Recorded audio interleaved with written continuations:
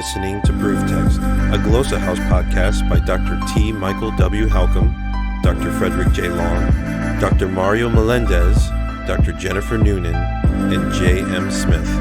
Welcome and enjoy. Hello and welcome to Proof Text. I am Michael Halcomb, and in this episode, I'm thinking about a fallacy of the week. And I gotta say, this one is pretty interesting. I find it so interesting because I think that when a lot of people hear this or see this, it kind of stumps them or stops them in their tracks. So that's why I want to bring it into view here. So if you're watching, I'm going to share this on the screen. The picture that I'm going to be sharing is of a church sign, like out in front of a churchyard. And if you're just listening, I'll read it out loud. But if you're watching, here it is. The First Baptist Church in America. And at least that's what the sign seems to say for the name of the church. And then the quote on there says, Jesus had two dads and turned out fine. Jesus had two dads and turned out fine. So it's kind of, like I said, this is kind of tricky. And I wonder how a lot of people would reply to this if they drove past it, or if someone, texted you and asked you, what do you think of this? Jesus had two dads and turned out fine. It's tricky because it's in one way, it's true, right? Jesus did have two dads, and Jesus did turn out fine. So both parts of that statement seems true. So how do we work our way around this? Well, it starts with thinking about some logical fallacies. And one of the things that we can do when we're thinking about logical fallacies is just dial in the specific words. And so the word that I want us to think about here is dads. Okay, so I want to think about the term dads specifically in light of the fallacy that we call equivocation.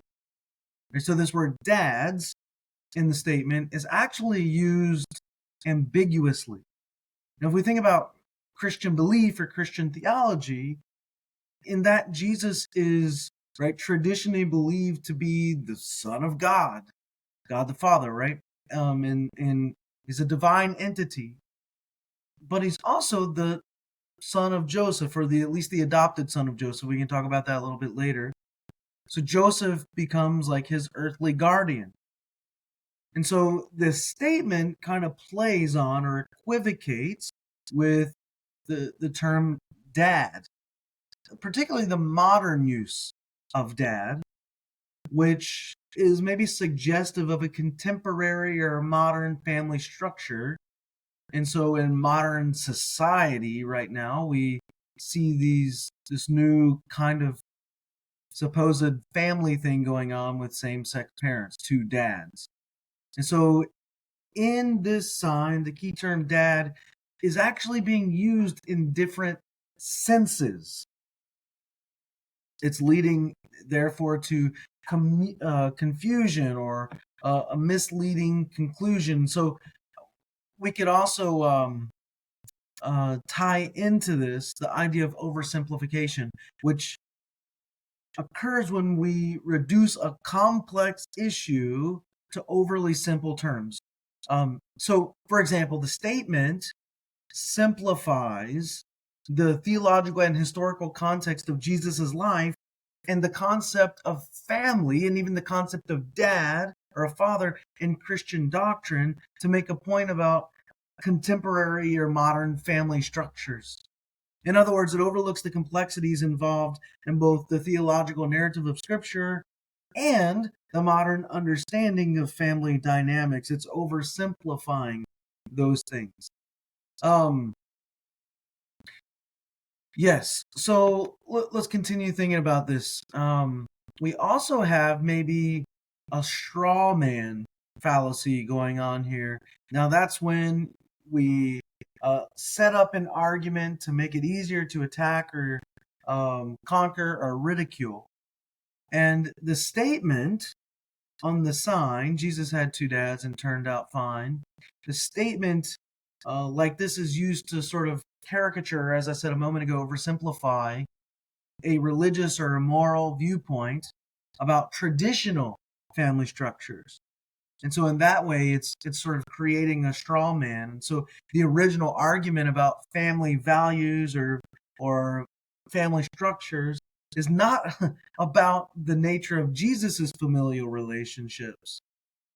And so using this as a counter argument might be diverting from the issue at hand. We also have, I think, a false analogy going on here.